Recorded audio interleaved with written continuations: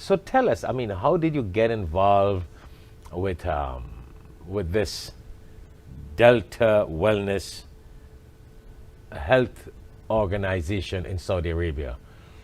Sure, yeah. So being in the health and wellness industry, I think the last time we met, I was freelancing, and that was going very well. And then the Delta Fitness organization, which is the main company that Delta Wellness operates under, is Delta Fitness is the largest fitness solutions provider in Saudi Arabia and Bahrain, and established in the 1980s.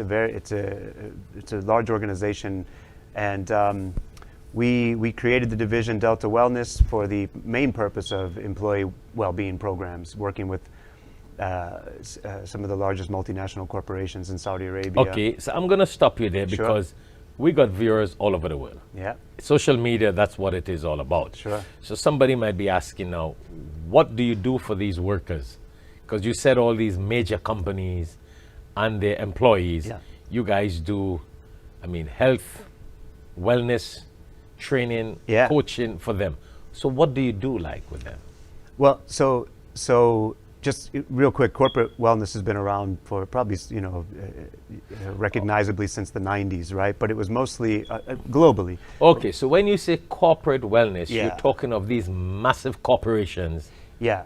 And how you guys help their employees. Correct. Is that what you concentrate on, really? Yes. Okay. But it's changed over the years, so it's not. It used to be very. And that's why I'm asking, because again, people all over the world have a different perspectives. I'm like the voice of the viewers here with you. Yes. And it's important because we should be encouraging corporations to do this if they're not already doing this. Okay. So corporate wellness is basically programs that are sponsored by the company to improve the quality of life of the employees, sometimes the employees' families, and for the purpose of, again, the health and quality of life of the employee. And of course, as a byproduct of that, performance improves, right? So back in the 90s, it used to be very events-based. Like we'll have some wellness activation day. We'll have people come in and take their blood and talk to them about eating less and moving more, and things like that. But now it's become much more behavioral change based. So for instance, it's usually owned by human resources within an organization, and they work with people like myself or organizations such as Delta Wellness to create a plan that works with the at-risk employees who have chronic illnesses to change their health status, prevent and manage diseases, whether it's obesity, diabetes, pre-diabetics, high blood pressure, things like that. That's all very important, right?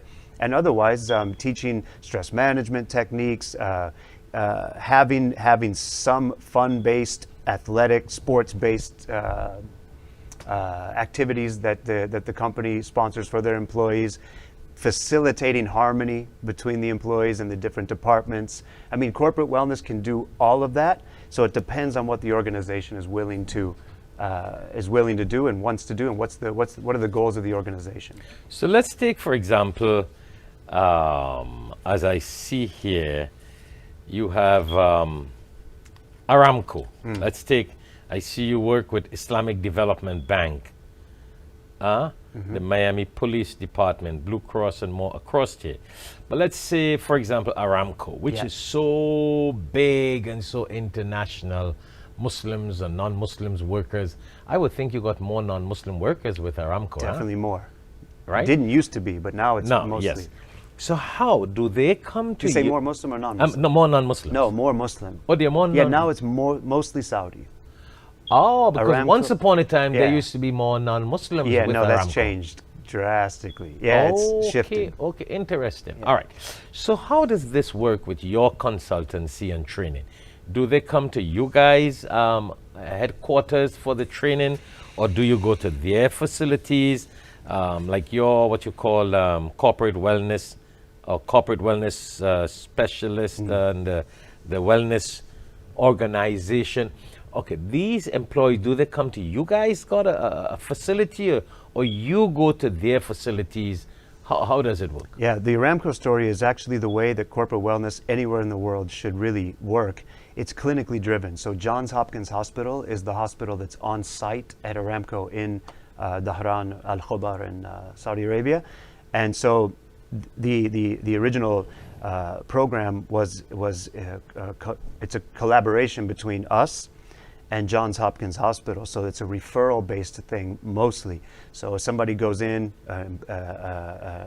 employee of Aramco, or in this case, the executives go into the executive clinic at Johns Hopkins, and the referring physician or the doctor says, here's your usual treatment, but also we have Delta Wellness here providing a lifestyle change program through coaching as well as through fitness sessions, nutrition, counseling, sleep hygiene coaching. Sleep hygiene just meaning behaviors and habits and practices that facilitate greater sleep, and breath work, proper diaphragmatic breathing to manage your stress, etc. So it depends on what the individual needs. So you do this with people who fall sick and come to the hospital, or just a program for people generally? I don't know. Yeah, so if somebody goes to the hospital, they probably have a reason, and they don't have to be sick. I mean, it's a norm now. People having high blood pressure, that doesn't even mean you're sick anymore. That's just kind of, people are accepting that, but they shouldn't, okay? So they get referred to us to help change that through behavioral interventions. But another person would come in and through word of mouth, they hear about that and they just say, hey, I want to talk to these guys, coaches such as myself, consultants such as myself and my team. I want to stay healthy. I want to remain healthy. I want to know what are the behaviors, habits, and practices and routines and rituals, etc., that are going to keep me out of the spectrum of chronic disease.